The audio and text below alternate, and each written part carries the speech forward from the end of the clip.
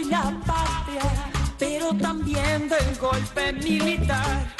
Ellos que siempre supieron divertirse, sembrando miseria y desigualdad. Denuncian los corruptos, crean titulares, en primera plana, horario central. Mienten con verdades que ellos se eligieron y a un gobierno electo quieren derrocar. ¡Hey! No, no, porque no, que no debe todo tienen que respetar. No, no, porque no, nos vamos a igualen para luchar. Meten golpes blandos con caídas duras, vienen con los miedos a querer ganar. Y es que no entienden que las mayorías son una elección que deben respetar. Ahora yo pregunto, ¿quién les dio permiso de venir a derrotar la dignidad? ¿Quiénes se merecen tanta hipocresía? La región entera dice nunca más.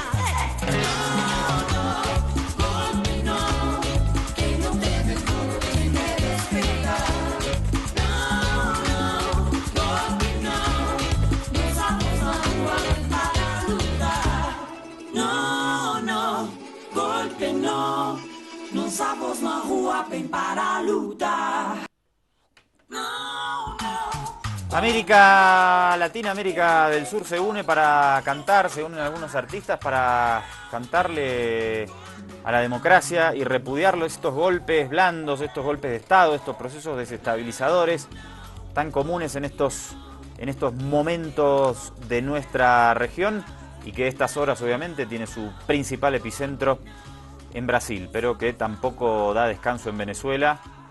Y por el otro lado, la gobernabilidad tampoco está nada fácil para el gobierno de Macri en Argentina. Por esos lados vamos informativamente estas últimas semanas muy fuertemente. Buenas noches, doctor Vázquez. Buenas noches, comandante Salari. Sí, efectivamente, y junto a esos fenómenos que generan las redes sociales, vemos también estos fenómenos de solidaridad entre artistas y es impresionante la cantidad de música que se ha generado en relación a este intento golpista en Brasil y cómo desde distintos lugares de América Latina se generan estas cosas autogestivas en las cuales escuchamos un tema hecho específicamente, hemos mostrado muchísimos a lo largo de Ojo con los Medios en la crisis brasileña, sobre este intento de golpe. Bueno, por lo menos algo positivo, porque cuando fueron la época de las dictaduras no hubo este tipo de respuesta a los golpes militares. Era un momento totalmente diferente, ¿no? También había otra música mucho más combativa, una situación muy diferente. Y cuando llegaron las dictaduras era escapar, era digamos, esconderse donde sí podía, porque era, bueno, era andar con el testamento bajo el brazo, como dijo aquí Arce Gómez. Pero cuando vimos lo que pasó en Paraguay no se generó este tipo de reacción. Cuando pasó lo de Honduras tampoco. A propósito de Honduras, han pasado ya más de 5 años del golpe y casi 6. Sí, el séptimo. No, casi 7. Ahora en junio se van a cumplir 7 años del golpe, impresionante. Y la situación realmente fue un golpe, ¿no? Que se sintió con una especie de conflicto de baja intensidad, con muchísimos asesinatos selectivos y ahora apuntando contra estudiantes muy jóvenes. Lo vamos a ver en un rato en Ojo con los Medios, por eso no te lo podés perder. Saludamos en este minuto a la gente que nos sintoniza por el Avia Yala, a la gente que elige el canal de YouTube Ojo con los Medios, o el Facebook Ojo con los Medios también, o la página web del canal www.aviayala.tv.bo. Gracias a todos quienes nos sintonizan por estas vías. Empezamos, entonces vamos a darle de una, Marian, así nos entra todo el material. Vamos con la 3, por favor. Correio Brasiliense, adelante. Ahí lo tenemos, lo podemos ver. Está ahí. Llega a de brincat. Pues explíqueme, doctor. Sí, esto quiere decir, juegan con la democracia, sería. ¿No?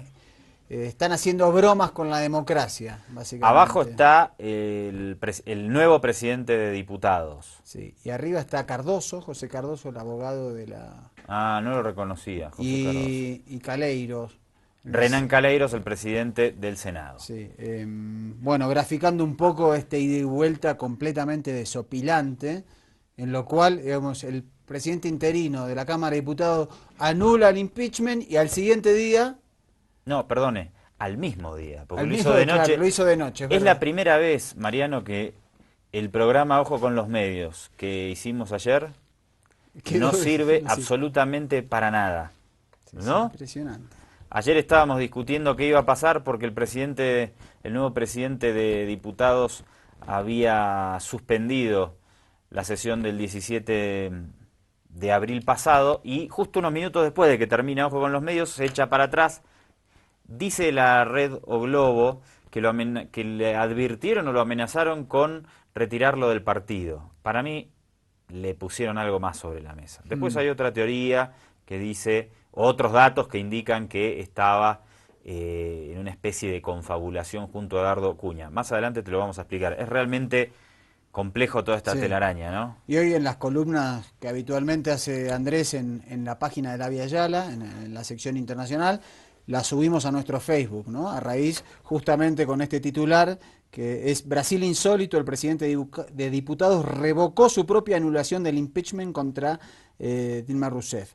Y contestan Waldo Merma, sí, están locos, no saben qué van a hacer. Y Álvaro Torres dicen, están locos, en Brasil están locos.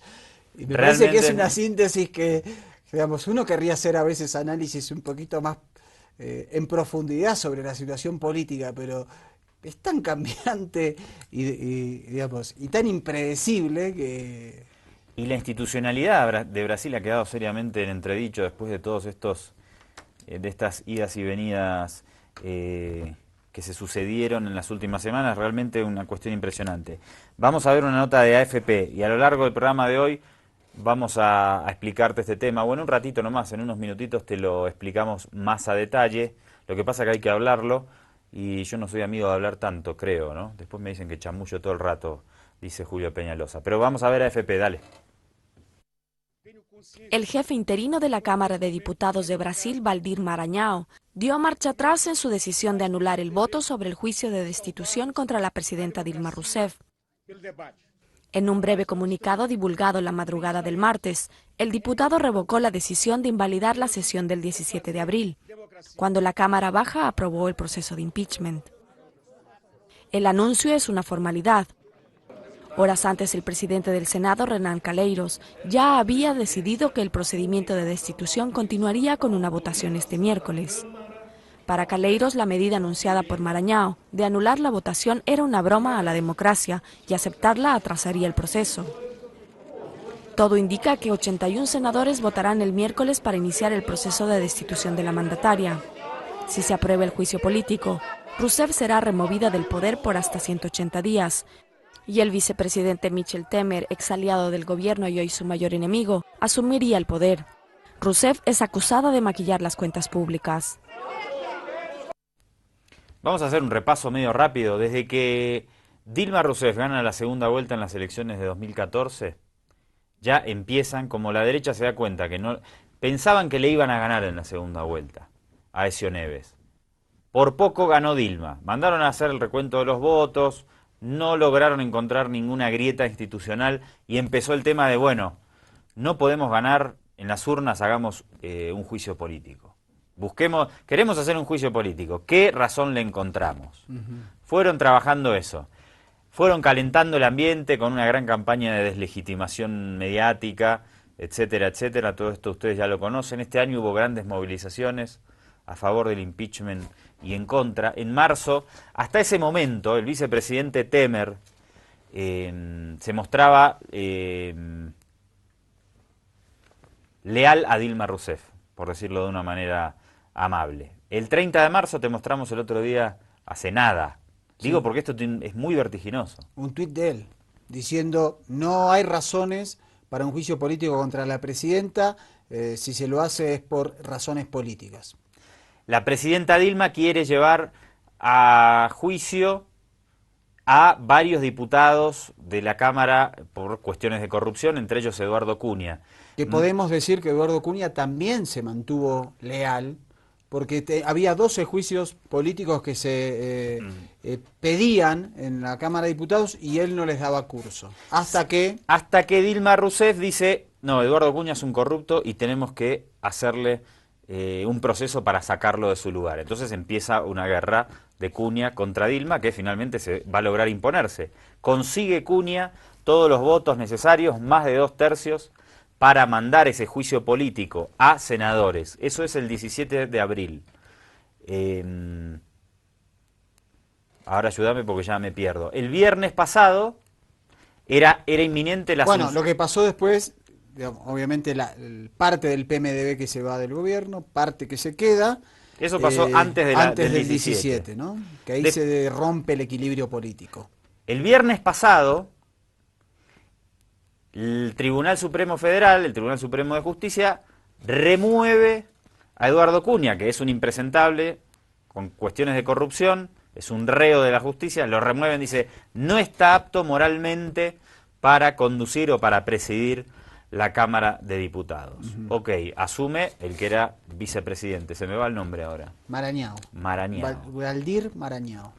Algunas versiones indican, claro, se especula con que Temer se confabuló con el Tribunal Supremo Federal para sacar a Cunha, que también podría, que esto es un lío, impulsar un juicio político contra el vicepresidente, que ahora va a asumir la presidencia. Entonces, ayer lunes, el nuevo presidente de Diputados hace su jugada y dice, lo que pasó el 17 de abril no es legal y tenemos que votar de nuevo si avanza el juicio político en Diputados. Sí. Un diputado del partido, en este caso del Partido Progresista, que además había votado en contra del juicio político.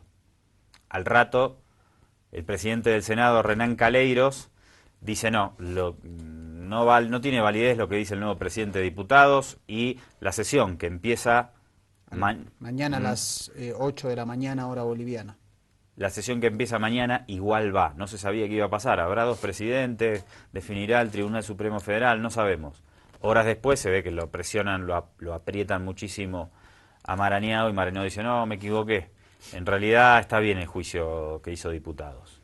O sea que ahora el Senado tiene luz verde y el Tribunal Supremo de Justicia hizo un guiño diciendo que todo está en el marco de la legalidad y entre miércoles y jueves va a ser suspendida Dilma Rousseff. Espero que se pueda haber entendido, es complicado. Sí. Si no seguiste la película estos días se te va a complicar, si la seguiste...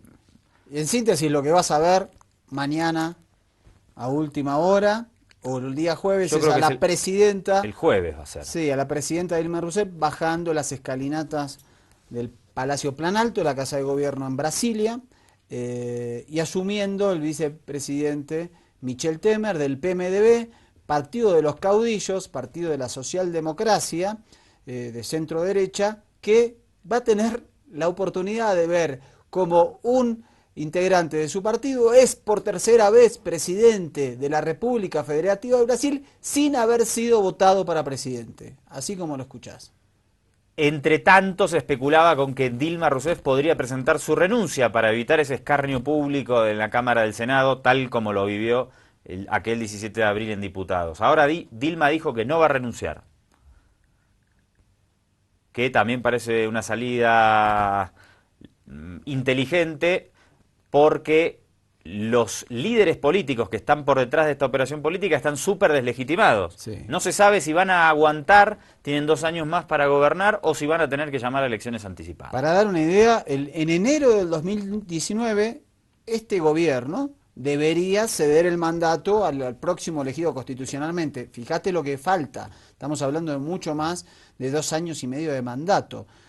Creo que Michel Temer con 70% de imagen negativa, solo 2% de imagen positiva, lo mismo sucede con Eduardo Cunha y con otros diputados, no van a poder, me parece, sostener un gobierno de estas características por mucho tiempo, por más que quieran presentarlo como un gobierno de la concordia. Como el afiche que ha circulado hoy, te pido las 7, Will, mirá el afiche que circula hoy, Mex, del PMDB y de Temer ante la situación política que se viene. Falta poco para unir a Brasil y hacer un gobierno sin rencores y sin odio. Le faltó poner abajo ja, ja. Por favor. ¿No? Este es el que va a ser presidente, el que va a asumir ahora la presidencia de Brasil. Tiene una cara de algún personaje malvado de esos superhéroes, de Batman. Sí, es verdad. Sí, No me acuerdo cuál. Y bueno, y que además ha presentado un programa de gobierno en 20 páginas. El pingüino medio tiene cara, sí, ¿no? Es verdad. Le De faltaría... onda. Sí, habría que hacerle una intervención gráfica, en el cual la palabra ajuste aparece 15 veces, la palabra privatización también. Vienen a esto. Bueno, qué hipocresía este afiche, ¿no? Queríamos mostrarlo. Vamos con las 5 ahora. Militantes sociales se pronuncian contra el golpe. La nota es de Telesur. Avanti Popolo. Nosotras como mujeres trabajadoras del campo, madres, mujeres negras, estamos reivindicando que somos brasileñas y no aceptamos el golpe que nos quieren imponer. No aceptamos el retroceso en la reforma agraria, que es lo que la derecha quiere imponernos con este nuevo gobierno.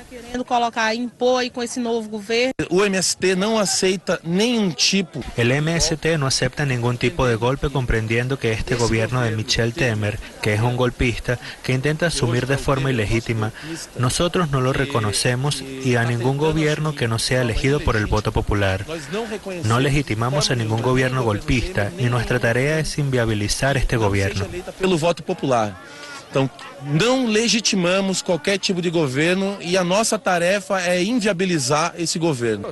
Lo que está en juego es que el proceso de juicio político se inició con distorsiones y debilidades de los argumentos terribles, cuando la Cámara aprueba derrocar al presidente sin caracterización de un delito cometido o utilizando de la razón espuria de las pedradas fiscales, que si fuera aplicada también involucraría a todos los presidentes anteriores y a 16 gobernadores de los estados, entre ellos al exgobernador del estado de Minas Gerais, que hoy está en el Senado.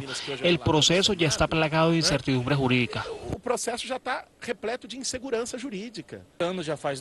Ya estamos luchando hace 2 meses contra un golpe de Estado y vimos que el poder político del país no vio el error que cometió, porque están lastimando a nuestra democracia y nuestra constitución. Nosotros los jóvenes estamos en la calle para luchar por esta constitución. Bueno, menudo problema. En la prensa internacional nadie apoya este golpe institucional en Brasil y todos muestran la deslegitimación institucional que se ha generado en esta potencia suramericana. Pero en la prensa local la situación es diferente. Completamente, es diametralmente opuesto. Qué prensa, fuerte, ¿no? La prensa local se observa los grandes medios, O Globo, Bella, Estado de Sao Paulo, en TV Record, es decir, los medios masivos, se ve un apoyo al golpe y además un apoyo al futuro gobierno de Temer, casi monolítico.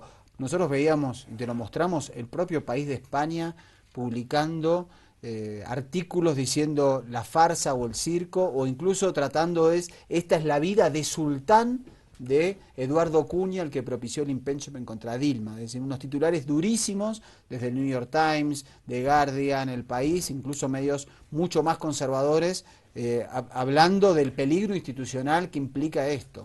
Y ojo, porque Michel Temer, quien ahora va a asumir la presidencia, tiene los mismos cargos, las mismas imputaciones que Dilma Rousseff. Entonces también puede ser objeto de un impeachment y un juicio político. Creo que no va a suceder, pero la amenaza de Eduardo Cunha como presidente de diputados estaba ahí presente.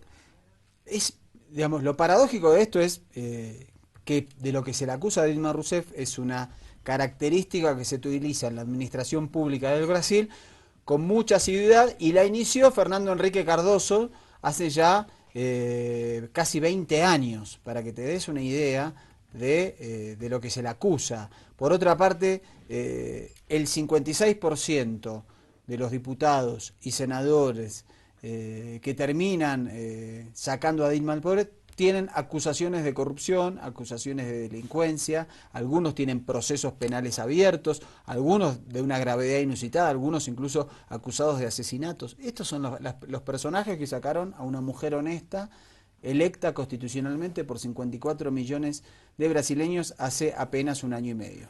Nos vamos al corte con la palabra de la presidenta Dilma Rousseff, por favor, adelante, y regresamos en unos segundos nomás. Dale.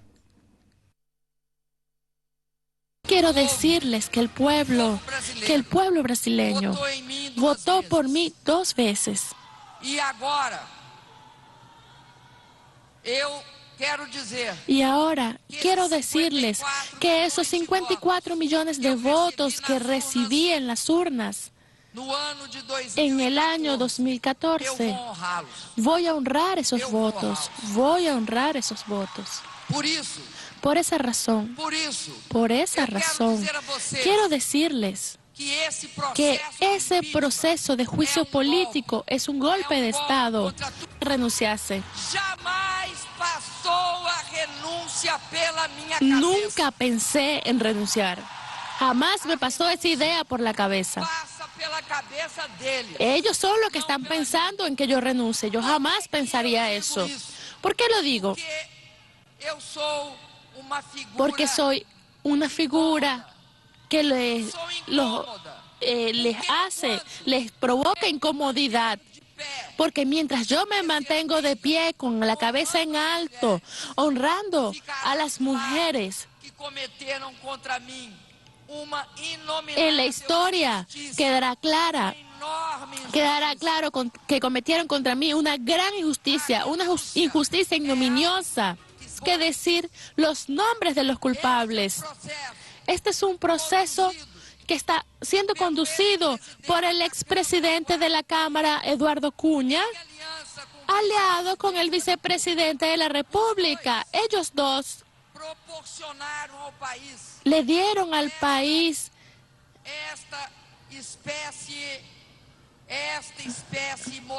esta versión moderna de golpe de Estado. Un golpe que no se hace con las armas, un golpe que no se hace con bayonetas y armas. Es un golpe que se está haciendo rasgando la Constitución Nacional. Nosotras vamos a reafirmar nuestra perspectiva de género y estoy segura de que una conferencia como esta, una conferencia tan grande como esta, con esta envergadura, es sin ninguna duda una de las más importantes plataformas de lucha. Quiero terminar este discurso diciéndoles lo siguiente. Yo siento que fue una injusticia contra mí. Estoy siendo víctima de una injusticia.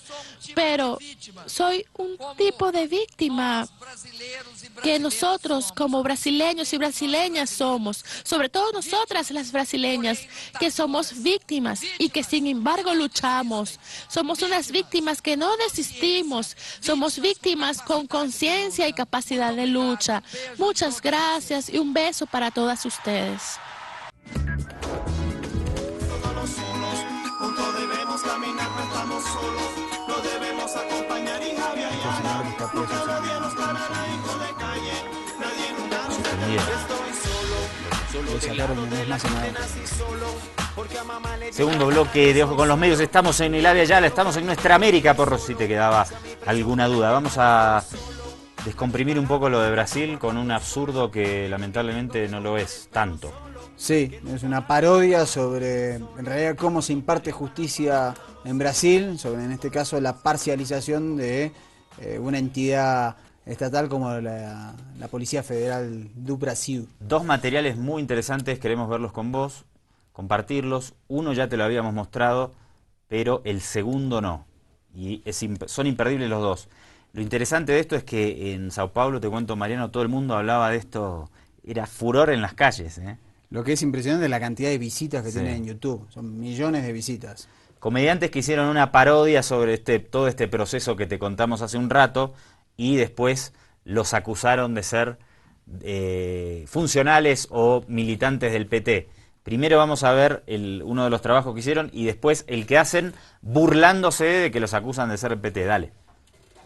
Da Petrobras. Tá falando aí, tô te ouvindo, deputado.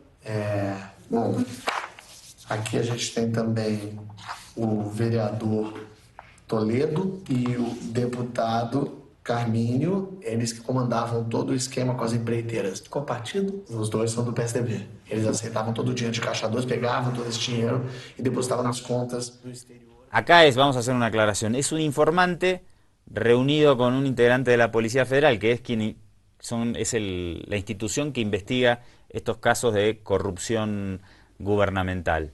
Hecha esta aclaración, vamos a ponerlo de de cero, Will, por favor. Da Petrobras. Vai falando aí, tô te ouvindo, deputado.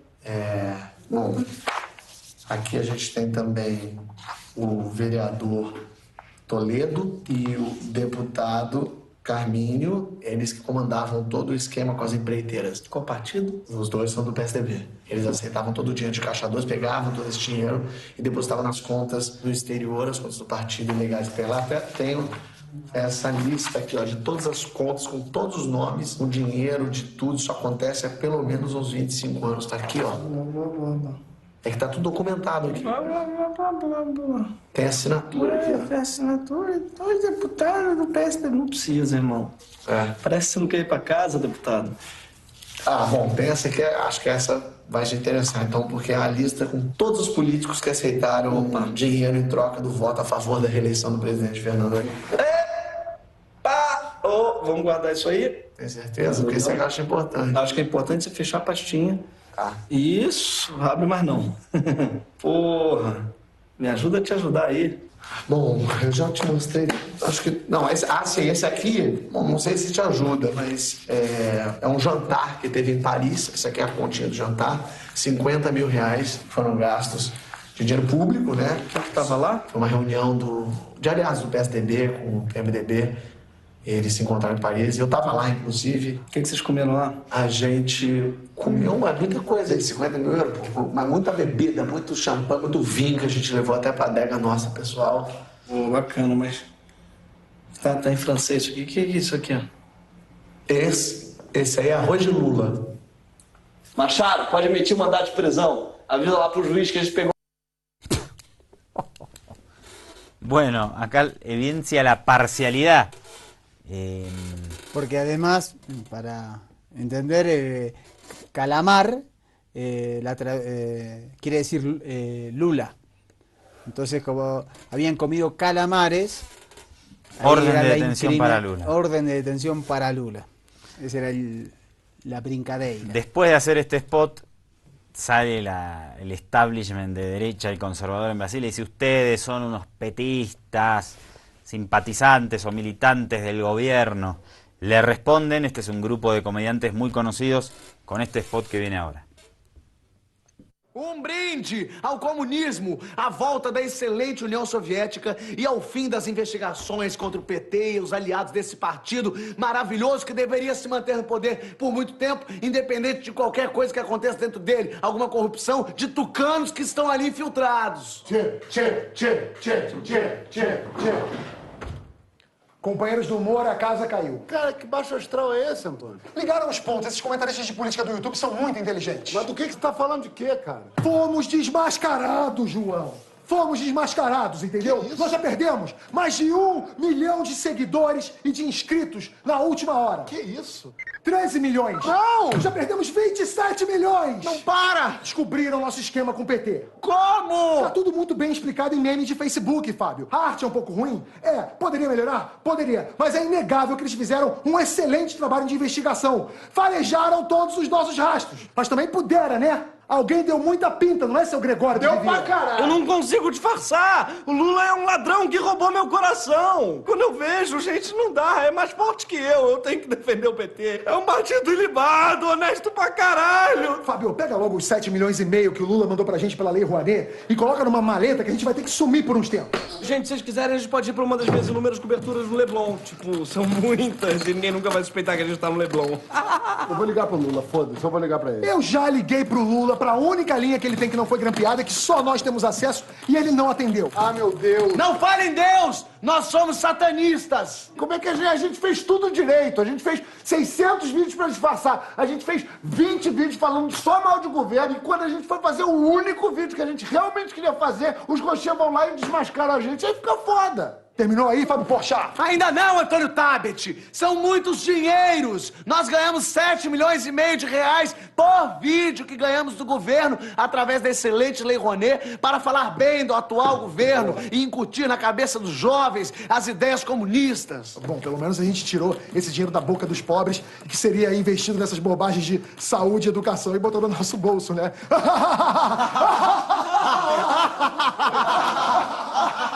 Gente, vocês por acaso viram essa encomenda aqui que chegou, não?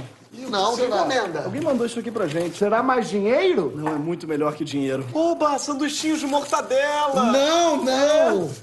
Esse daqui tem queijo, hein? Só me ocorreu um negócio aqui. O que a gente vai fazer com os ladrões, estupradores, que a gente tira dos postos e traz pra morar aqui no Porto dos Fundos? Porque a gente tem extrema simpatia por ladrões e criminosos e tem muita pena de bandido. A gente vai ter que mandar eles embora. Não, de jeito nenhum, você tá maluco? A minha casa já está recheada deles! Calma, gente, é por um tempo, pelo menos até a gente recuperar, sei lá, uns 500 mil inscritos no mínimo.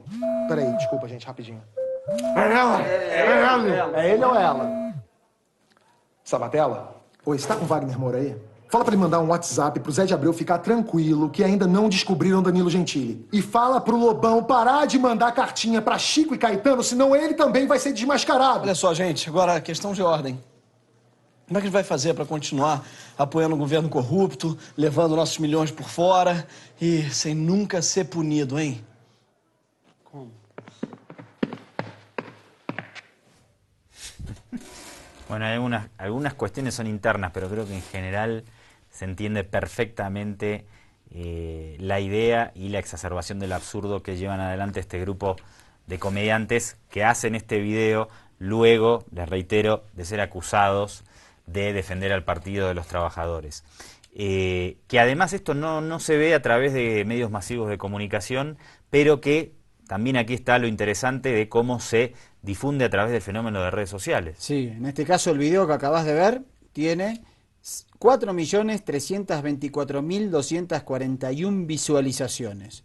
Y el que vimos anteriormente tiene 6.523.098 visualizaciones. O sea que importante la presencia y bueno, esta parodia diciendo que cobran millones del PT y la CUT por ese esquema de humor que ellos están utilizando. Vamos a hacer una cosa, Will, vámonos al corte con la nota número 10. ¿Cómo impacta esta crisis política brasileña en Argentina? La pieza es de CNN. Veámosla y después que nos dé un chancecito para hablar de Honduras al regreso. Y tener en cuenta que lo que está sucediendo en Brasil afecta a todos en la región. Argentina seguro, a Paraguay también, a Bolivia también, a Venezuela. Estamos en un momento muy delicado y cualquier síntoma que sacuda a la principal potencia regional evidentemente tiene sus remesones en toda la región. Seguramente en algún próximo programa deberemos profundizar un poco cómo afecta todo esto en el Estado Plurinacional de Bolivia, que también vive un proceso más o menos similar. Siempre sostengo aquí que si hubiera otra composición en la Asamblea Legislativa Plurinacional, esta oposición de Bolivia estaría haciéndole el mismo juicio político a Evo Morales, estoy seguro. Sí, porque me parece que lo que pasa acá es la repetición de guiones que han resultado efectivos, a pesar de que el tiempo no sea consecutivo. Pasó en el 2009, hubo un golpe parlamentario en Honduras contra Manuel Zelaya. En 2012 hubo un golpe parlamentario en Paraguay contra Fernando Lugo. 2016 tenemos un golpe parlamentario contra Dilma Rousseff. Cada 3 años, 4 años estamos teniendo esta efectividad. Me parece que hay que rever en países presidencialistas que un desequilibrio en la cuestión política, en los partidos políticos, permita esto. Me parece que es un despropósito. Al corte con las repercusiones en Argentina, dale. La crisis económica y política que atraviesa Brasil impacta de lleno en la Argentina. La caída del 3,8% del Producto Bruto en 2015 del principal socio comercial argentino y las estimaciones de una cifra similar para este año preocupan al gobierno de Mauricio Macri. Brasil es, le diría yo, nuestro principal socio histórico, es el vecino más grande que tenemos, es un país enorme, un país con una enorme influencia, con lo cual cualquier cosa que pasa en Brasil nos duele, nos afecta y aparte tiene un impacto directo en nuestra realidad. Solo como un detalle, el 40% de nuestro comercio es con Brasil, así que es evidente que más allá de lo político, lo económico tiene un impacto. Según un informe de la Unión Industrial Argentina, las exportaciones de manufacturas de origen industrial hacia Brasil cayeron un 21% en 2015 y 2 de cada 3 dólares que se perdieron por exportaciones correspondieron al principal socio comercial argentino. Menos exportaciones significa menos ventas, significa menos producción y en algún momento, si esto no cambia la tendencia, puede transformarse en menos empleo. Casi la mitad de todas las exportaciones industriales de la Argentina tienen como destino Brasil y el principal sector afectado por la crisis es el automotriz. Según datos del Ministerio de Producción, la industria automotriz y autopartista argentina destina más del 80% de su producción a Brasil. Ya desde el año pasado comenzó a sentirse el efecto de la crisis con despidos y suspensiones en el sector y en el primer trimestre de 2016 las exportaciones cayeron en torno al 40%. Pero la situación del mercado brasileño también afecta fuertemente a los sectores del plástico, cauchos y químicos, metal mecánica, electrodomésticos y textiles. En ese sentido, la Unión Industrial Argentina señala que en 2015 la caída total de las exportaciones de manufacturas de origen industrial fue de un 21%, pero los porcentajes empeoraron para las exportaciones de metales comunes y sus manufacturas, que cayeron un 41,4%, los textiles y sus confecciones con un descenso de un 36,9% y el material de transporte terrestre con un 36,4%. Mientras no se divisa el fin de la crisis brasileña, varios analistas señalan que los empresarios argentinos empezaron a buscar alternativas. Ya hay muchas empresas que están pensando en Latinoamérica como un mercado, con Argentina como plataforma, tratando de que Brasil pese menos. No que Brasil deje de ser el socio principal, pero sí que Brasil pese menos. Atentos a que la situación brasileña pueda convertirse en una crisis local, los industriales argentinos advierten que las fábricas y los servicios que las asisten representan en conjunto el sector de la economía argentina con más empleos formales. Para CNN, Iván Pérez Armenti, Buenos Aires.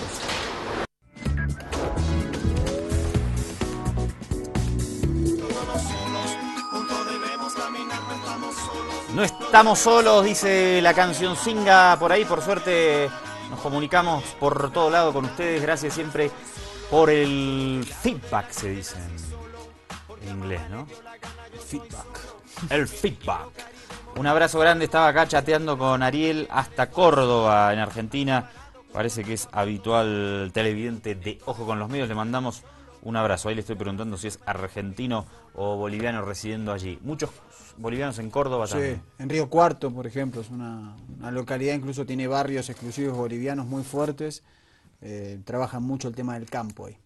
Estuvimos hace rato también con el ministro Quintana presentando Invasión USA en Córdoba, ¿se acuerda? ¿Verdad? Un abrazo a los compañeros, a Mariano Sarabia, que nos recibió también allá. Sí, que en la docta. garantizó traslados, Sí. que se pueda pasar. La verdad que hay que reconocerlo, debería ser el cónsul, me parece. Tenemos que hablar con Mariano Sarabia, entrevistarlo, porque es una persona muy inteligente, que nos cuente un poco cómo está viendo la Argentina, ¿no? Sí. La semana que viene, sí, estaría bueno. Aprovechando el mensaje de Ariel, vamos a hablar con Mariano Sarabia hasta Córdoba, si nos da la chance. Bueno, ahora toca el turno de Honduras, Mariano, una situación que veíamos ayer de asesinatos de estudiantes que nos preocupó muchísimo. Dijimos, vamos a poner algún material para que usted se entere del otro lado. Empecemos. Sí, asesinatos de estudiantes, en este caso secundarios, que han hecho alguna serie de protestas porque le pretendían alargar el horario de estadía en la escuela, iban a salir muy tarde, de noche, denunciaban que eso generaba situaciones de violencia. Increíblemente, quienes hicieron estas protestas, entre marzo y mayo de este año, 7 aparecieron asesinados, 7 líderes estudiantiles. ¿De secundario? Secundario. A ver, ¿qué tenemos? Mirá la tapa de la prensa. Dale. UNICEF exige a Honduras investigar asesinatos de estudiantes manifestantes. Y la chica que aparece es Soad Nicole Han Bustillo, de apenas 13 años. Ella fue una de las que encabezó la protesta de estudiantes. Apareció en una bolsa con signos de tortura, esta No pequeñita de 13 años. Honduras es de lejos el país más violento hoy del continente, tiene una cifra de asesinatos atroces, y la cifra que dan, vamos a ver el siguiente cuadro. Pero perdóneme, sí. Vamos a ver el cuadro mientras vamos comentando.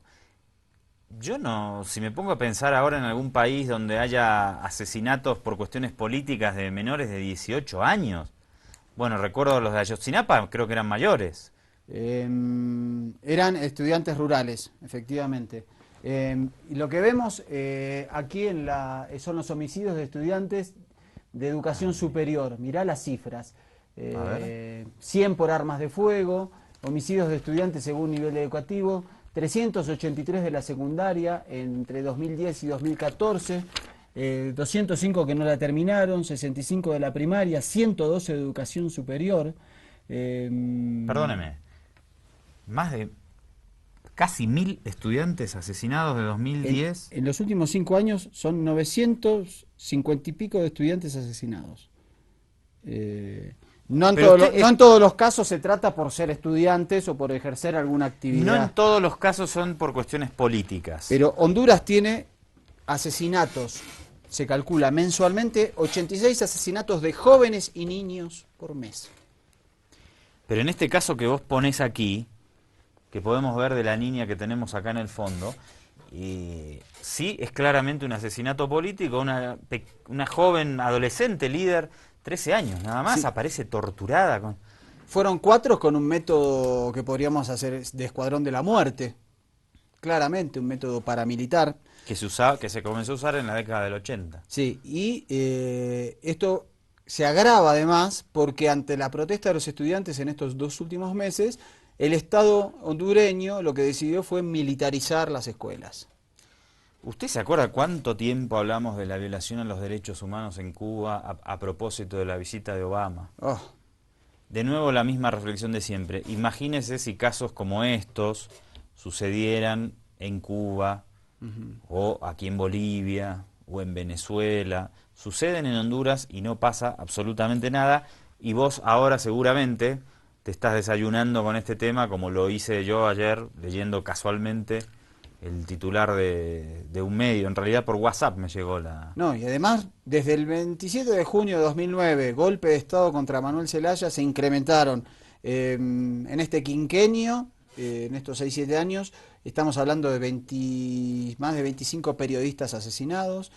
Te contábamos hace 2 meses el asesinato de la líder ambientalista, defensora de los derechos indígenas y una de las líderes contra el golpe, Berta Cáceres, también asesinada hace poco más de 2 meses. Claro, pero... es tremendo, y no pasa nada, ¿eh? Y vos, pero vos decís, son periodistas, bueno, ¿no? Es, obviamente, no, para nada es justificable, pero bueno, es una profesión de riesgo, ¿no? Qué sé yo, una dirigente social, bueno, en un país donde hay fuertes vestigios de fascismo, pero niños escolares de 13 años. No, tremendo. A ver, militarización de centros educativos, reporta Hispan TV de Irán, dale. Los centros educativos de Honduras están militarizados, conviven los libros con las armas y la cultura. Habría que tomar medidas enérgicas a esta altura, porque quizás esto sea producto de lo que actualmente estamos discutiendo en temas de interés nacional, sobre todo cuánto pudo haber crecido la corrupción dentro de la Policía Nacional. La sociedad hondureña está militarizada, las secretarías de Estado, hospitales y ahora los colegios están llenos de uniformados. Los jóvenes no comprenden esa decisión. Bueno, es que yo creo que es un problema mucho más complejo que militarizar, y lo que vemos es que no hay una estructura que pueda enfrentar estos casos. Se anunció que en los próximos días al menos 5 colegios más serán militarizados en Tegucigalpa. La decisión se basa en la supuesta implicación de alumnos en maras y pandillas o narcotráfico, o las amenazas de estas organizaciones a los centros educativos. Los militares requisan con total autoridad y sin pudor las mochilas de los estudiantes. Organizaciones de los derechos humanos dicen que no se puede mantener esa situación. La Policía Militar de Orden Público mantiene presencia hasta segunda orden en el Instituto Saúl Zelaya Jiménez de Comayagüela. Ahí tenemos control en los accesos del instituto, tenemos también patrullajes en los pasillos del colegio y también patrullajes en el perímetro del colegio. Los maestros han realizado de manera timorata cuestionamientos a esta militarización, pero el temor a ser despedidos los hace callar. Dazaef Aguilar, Hispan TV, Tegucigalpa. Bueno, qué imágenes, ¿no? Remite a las dictaduras de 40, 50 años atrás. La parte de la requisa a estudiantes de sus mochilas ingresando al colegio. No, realmente es lo que decís, es tiempos del Plan Cóndor. Hay que prestarle un poco más de atención a Honduras, a nuestros amigos de la Comisión Interamericana de Derechos Humanos, tan preocupados por algunos otros temas y nunca se habla de esto, ¿eh?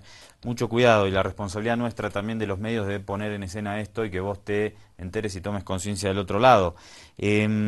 Otro archivo, en este caso, o un archivo de marzo de 2015 sobre el mismo tema. Míralo porque es interesante igualmente.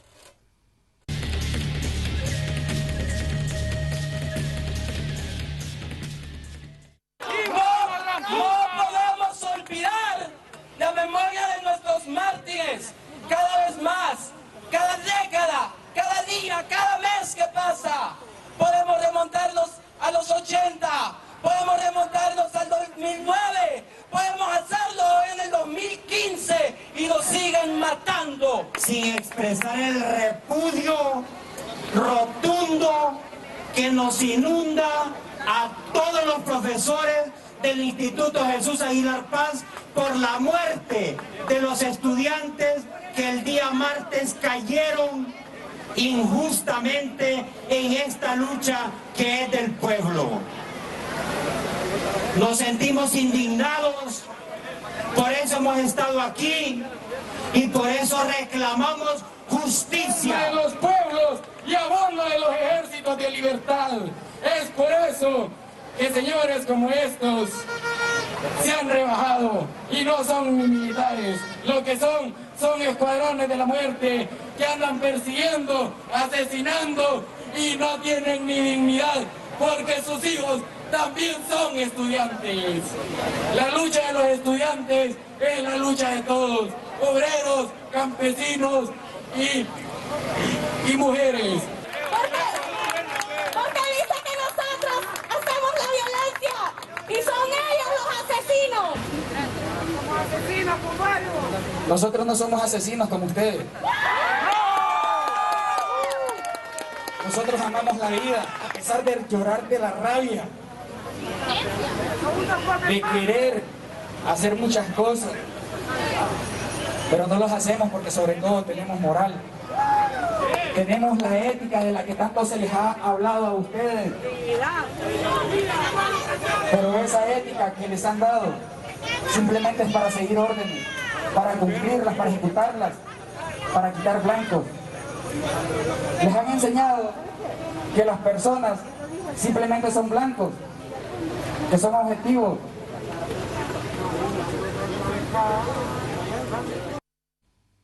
Bueno, menuda situación, ¿eh?